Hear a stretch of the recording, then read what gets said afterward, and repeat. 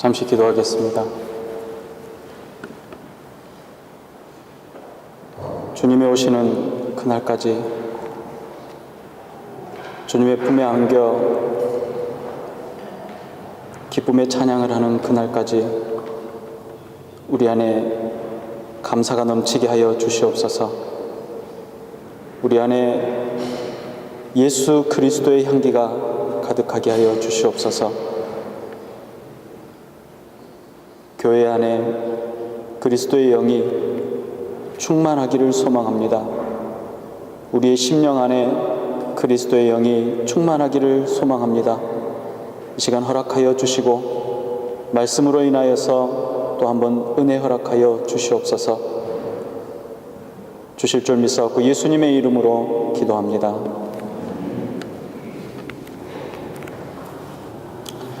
예로부터 훌륭한 임금을 만나면 나라가 강성하고 또 백성들이 평안합니다. 폭군이 임금의 자리에 앉으면 그 나라는 피폐하게 되어집니다. 그리고 그 백성들 또한 줄이고 떨며 때로는 외적의 침입의 모든 것을 잃어야 하기도 합니다. 그렇기 때문에 훌륭한 지도자를 세웠다는 것은 그 지도자를 섬기는 사람들에게 가장 큰 복이라고 할 수 있을 것입니다. 그러나 아무리 훌륭한 지도자를 세웠다고 해도 인간에게는 한계라는 게 있습니다. 아무리 훌륭한 왕이라고 해도 부족한 점은 반드시 있는 것이죠. 능력을 인정받은 대통령에게도 또는 총리에게도 단점이 있기 마련입니다. 인간이기 때문에 그렇습니다. 모든 문제를 완벽하게 해결해 줄 수 있는 지도자는 인류 역사상 전에도 없었고 이후에도 아마 존재하지 않을 것입니다. 그런 의미에서 우리에게 진정한 왕은 한 분 하나님 뿐이십니다. 오늘 본문에서는 하나님께서는 우리에게 어떠한 왕이 되시는지, 우리에게 어떤 존재인지를 자세히 알 수 있게 해주십니다. 그 왕의 영향력 아래 있는 백성들의 삶은 분명 복된 삶이라고 할 수 있을 것입니다. 왕이신 하나님은 그 백성들을 선택하고 부르셨습니다. 애굽에서 이스라엘 백성들은 스스로 자기 자신을 책임질 수조차 없는 그런 사람들이었습니다. 나라가 국가로 인정받는 조건이 세 가지를 충족해야만 합니다. 첫 번째는 나라의 토지가 있어야 합니다. 땅이 있어야 한다는 것이죠. 그리고 두 번째는 그 땅에 국민이 있어야 합니다. 그리고 세 번째는 그 국민에게 주권이 있어야 합니다. 한 민족이 주권이 있다 하더라도 국토가 없다면 국가가 또 다른 국가들이 그들을 인정할 수 없습니다. 천대받을 수밖에 없다는 이야기입니다. 베트남이 공산화되었을 때 많은 사람들이 무작정 배를 타고 바다로 나온 적이 있었습니다. 월맹군에게 쫓겨서 빠져나오기만 하면 될 줄 알고 배를 타고 나온 것입니다. 그들은 생명을 건졌습니다. 그러나 생명을 건졌지만 아무것도 또 어느 곳에서도 그들을 받아주는 나라가 없었습니다. 가지고 있는 식량과 연료는 바닥이 났고 배 안은 가득 찬 사람들로 발을 움직일 수조차 없게 되었습니다. 아주 힘든 지경에 빠져 있었습니다. 그들에게는 마음 놓고 내려 디딜 만한 땅이 없다는 것입니다. 그래서 그들을 당시에도 또 그와 같은 사람들을 뭐라고 하냐면 보트피플이라고 우리는 합니다. 또 국민도 있고 국토도 있는데 주권이 없는 나라도 있습니다. 그건 마치 식민지와 같습니다. 우리는 식민의 삶이 얼마나 괴로운지를 지난 36년의 시간들을 통해서 뼈저리게 교훈으로 얻었습니다. 모든 것을 다 빼앗기고 있는 것을 다 착취당하던 그 시간, 긴 세월을 우리의 조상들은 살아나왔습니다. 당시 상황들을 전해 듣다 보면 가슴이 먹먹해지기 시작합니다. 얼마나 비참한 삶을 살았는지 듣는 것만으로도 속상함을 떨쳐낼 수가 없습니다. 그런데 애굽에서의 이스라엘 민족만 있을 뿐이지 그들에게는 땅도 없었을 뿐만 아니라 주권도 없는 나라였습니다. 그곳에 12가정이 60만이라는 대민족으로 크게 성장을 했습니다. 출애굽기 1장 7절은 말합니다. 이스라엘 자손은 생육하고 불어나 번성하고 매우 강하여 온 땅에 가득하여지더라. 옛날에는 자손이 많은 것이 축복이었습니다. 신의 특별한 은총이라고 생각했습니다. 그래서 할 수만 있다면 자손을 많이 낳아서 기르는 것이 소원이었습니다. 그러나 그것도 내 나라에서 내 땅을 가지고 있을 때 축복인 것입니다. 남의 나라에서 주권도 없이 노예 생활을 하는 사람들에게 자손이 번창한다는 것은 축복이 아니라 어쩌면 저주일 수도 있습니다. 부잣집에 자식이 많은 것은 참 다복하다, 그 가정은 참으로 복이 많은 가정이다라고 생각할 수도 있습니다. 그러나 자식은 많은데 정말로 찢어지게 가난하면, 먹고 살기조차 힘들다면 그것은 불행한 것입니다. 얼마나 힘들겠습니까? 자녀를 잘 양육할 수 없어서 양육마저 포기하고 뿔뿔이 흩어지는 일도 우리는 볼 수 있습니다. 예전에 그런 사람들이 정말로 얼마나 많았습니까? 너무나 가난해서 흩어질 수밖에 없었던 사람들이 참으로 많았습니다. 이스라엘 자손의 상태가 이러했습니다. 인구는 감당할 수 없을 정도로 점점점 더 불어나는데 남의 나라에서 주권도 없이 살아가는 이스라엘 백성들의 삶은 더 비참해질 수밖에 없었습니다.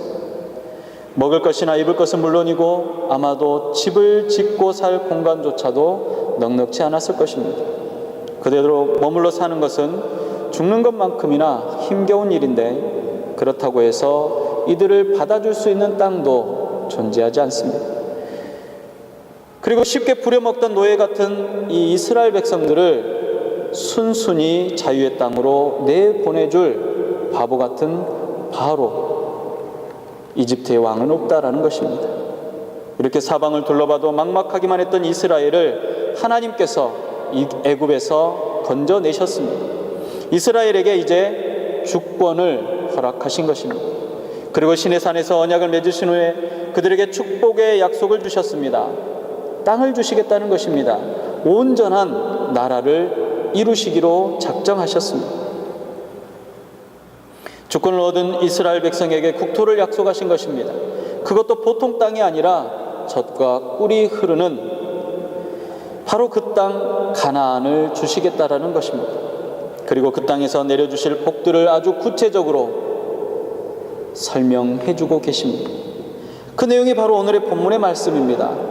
본문 25절 26절에 보면 여호와가 너희의 양식과 물에 복을 내리고 너희 중에서 병을 체하리니 내 나라에서 낙태하는 자가 없고 임신하지 못하는 자가 없을 것이라 내가 너희 날수를 채우리라 그랬습니다.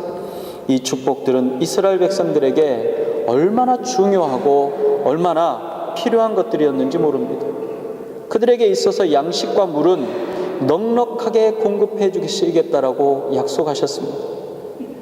없어서 어려워하지 않도록 해 주시겠다라는 말씀입니다. 가난은 고통스러운 것입니다. 부족하다는 것은 어려움입니다. 그런데 없기만 하면 사실 그나마 다행입니다.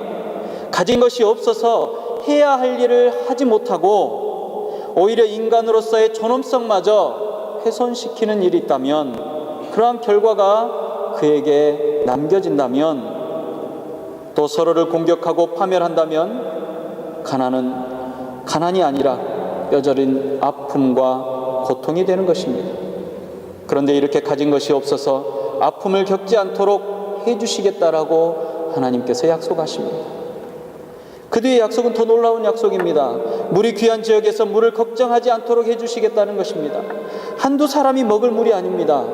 지금 이스라엘 백성에게 약속하신 물은 장정만 60만 명이 넘는 사람들이 먹을 수 있는 물입니다. 그냥 먹을 수 있는 물이 아니라 풍족하게 먹을 수 있게 해주시겠다는 것입니다. 그 뒤에 선포되어지는 약속의 말씀은 더 놀랍습니다. 병이 없게 해주겠다는 약속입니다. 의술이 발달되지 않았던 고대 사회에서 병이라는 것은 곧 죽음을 뜻하는 것입니다. 질병의 문제는 죄의 문제처럼 그들 스스로 해결할 수 없는 절망의 상황이기도 했습니다. 이들에게 질병이라는 것은 어쩌면 절망이라는 단어로 표현되어질 수 있을 것입니다. 그런데 그런 질병을 제하여 버리시겠다라고 하나님께서 약속하신 것입니다. 그리고 사람이나 짐승이나 잉태하지 못하는 자가 없게 하시고, 한번 잉태한 생명은 사람이나 짐승이나 낙태하는 법이 없도록 해주시고, 이런 축복의 땅에서 생명이 자신의 날수가 채워져서 장수할 수 있도록 해주시겠다는 것입니다. 백성들에게 최고로 인정받는 왕이 있습니다. 그 왕이 어떤 왕일까요? 백성들의 먹을 것을 보장해 줄 수 있는, 백성들을 편안하게 쉴 수 있게 해주는 왕이 아마 최고로 인정받을 수 있는 왕일 것입니다. 이것은 오늘날에도 마찬가지입니다. 이제 경제를 책임지지 못하는 정치인이나 대통령은 나라의 지도자로서 사랑받을 수 없게 되었습니다. 물가를 안정시키고 실업을 줄여서 사람들이 자기의 일자리에서 보람된 땀을 흘리며 살아갈 수 있도록 여건을 조성해주는 지도자, 바로 그런 사람이 추앙받고 사랑받는 지도자가 되는 것입니다. 그리고 몸이 아프고 정신이 아픈 사람들이 어려워하지 않고 더 빨리 건강을 회복시키고 병을 완치시킬 수 있는 그런 사회, 국민들은 그런 지도자를 잊지 않을 뿐만 아니라 그들을 사랑하고 그들에게 자신의 귀중한 한 표를 던질 것입니다. 그러나 아무리 훌륭한 왕이라도 불가능한 것이 있습니다. 병이 없게 할 수 없습니다. 그 질병을 어떻게 왕이 없게 할 수 있겠습니까?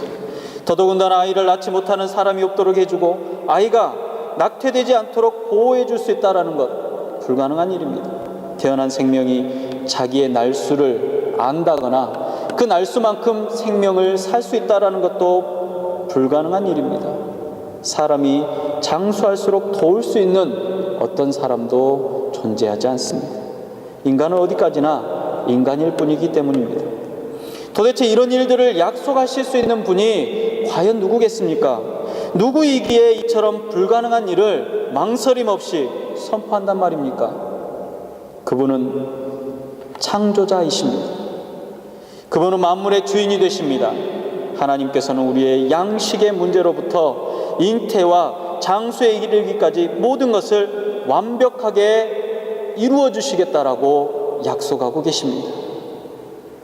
하나님께서는 지금 이스라엘의 진정한 왕으로서 이스라엘에게 약속하고 계시는 것입니다. 하나님께서는 지금 당신의 주권을 인정하는 모든 이들에게 동일하게 말씀을 하시고 계십니다.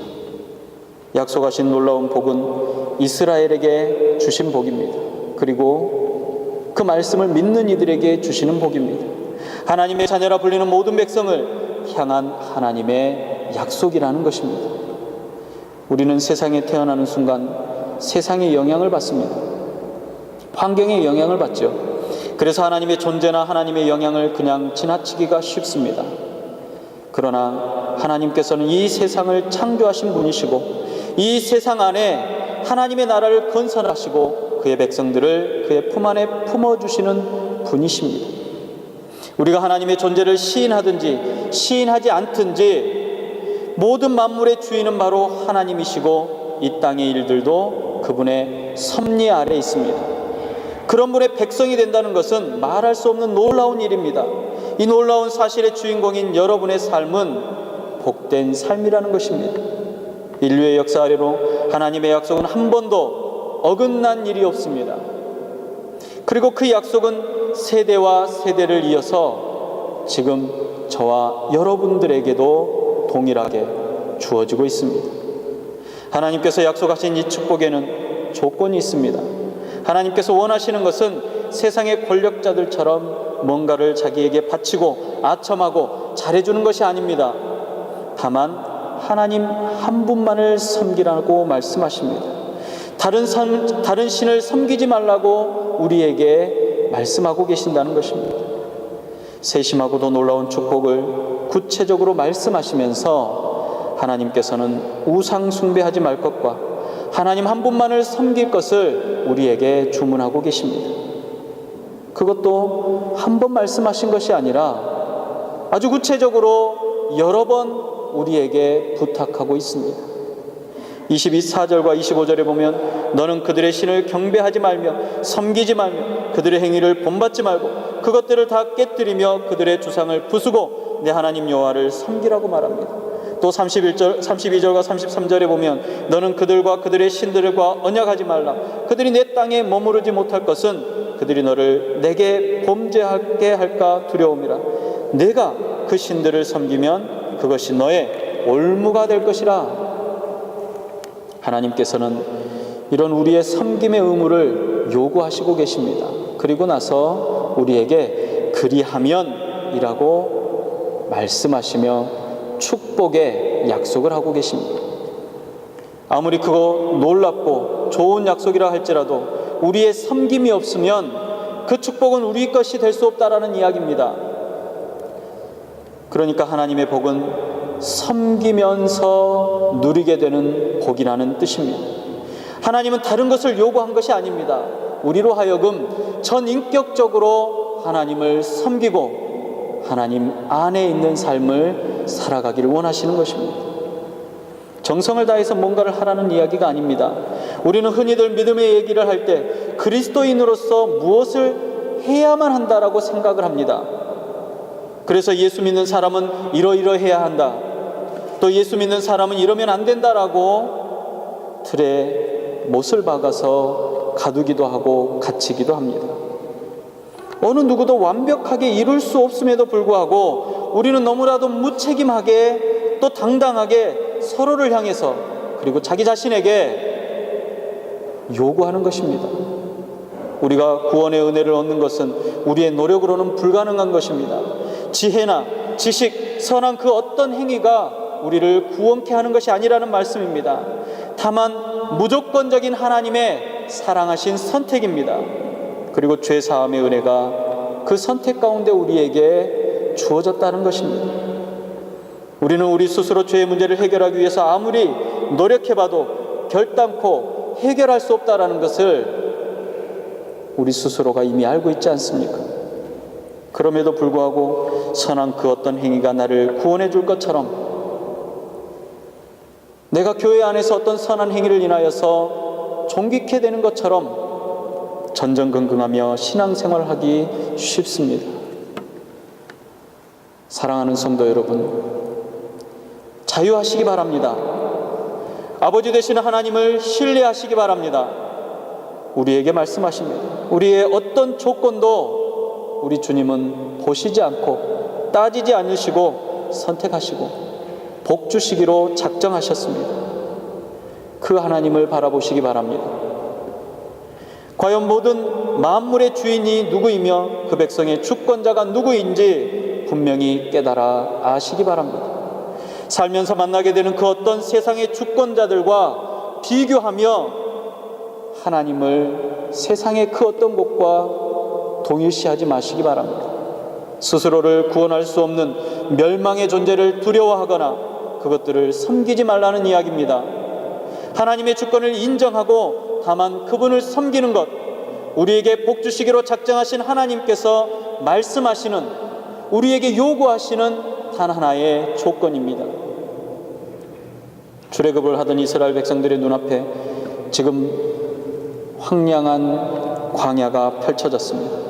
그 광야의 끝이 도대체 어디인지 알 수 없습니다. 불안한 마음을 갖고 있습니다. 걱정의 마음을 갖고 있습니다. 붙잡고 의지해야 될 그 무언가를 지금 둘러보고 있는 것입니다.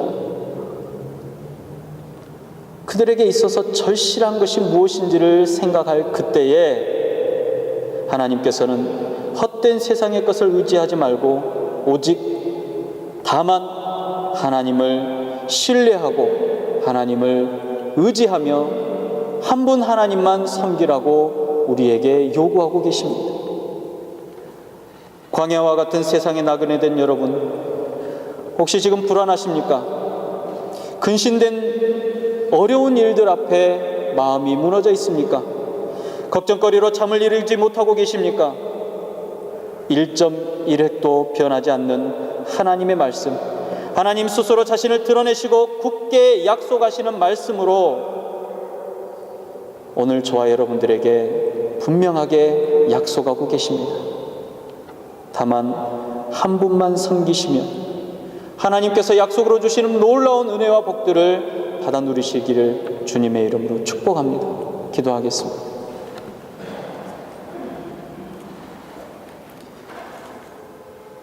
약속 있는 자, 약속 받은 자, 약속을 인하여 복을 누리는 자의 삶을 살아갈 수 있도록 허락하여 주시옵소서.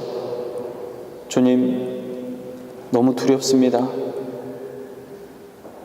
너무 무섭고 떨리며 도대체 어디로 가야 할지, 무엇을 해야 할지, 도대체 내가 누구인지도 모를 정도로 힘겹고 아파할 때가 많습니다. 그때마다 내가 너의 하나님임을 드러내시는 주님께서 내가 여기 있다 말씀하여 주시옵소서. 내가 내게 이런 것을 이루겠다 말씀하여 주시옵소서. 믿음의 선배들, 믿음의 조상들이 받아 누렸던 그 놀라운 은혜와 복을 우리도 누릴 수 있도록 허락하여 주시옵소서. 주님의 날, 주님의 약속의 날, 밝고 빛난 그 천국에 서서 이 모든 은혜와 복을 누렸던 기쁨을 다시 한번 찬양하며 주님의 품에 기쁨을 누릴 수 있도록 허락하여 주시옵소서. 사랑의 주님, 주의 약속이 우리 마음 가운데 떠나지 않게 하여 주시옵시고 우리 생각 가운데 떠나지 않게 하여 주시옵소서. 그래서 이제는 담대한 믿음이 되게 하여 주시옵시고 세상을 향해서 조금 더 두려워하지 아니하며 떨지 아니하고 불안해하지 않도록 허락하여 주시옵소서. 스스로를 구원할 수 없는 세상의 그 어떤 것들을 향해서 더 이상 두려워하거나 낭망하지 않도록 허락하여 주시옵소서. 이 시간에 엎드려 주의 말씀을 청종하는 주의 백성들, 오직 한 분 하나님만을 의지하기로 다짐합니다. 우리와 동행하여 주시옵소서. 예수님의 이름으로 기도드리옵나이다. 아멘.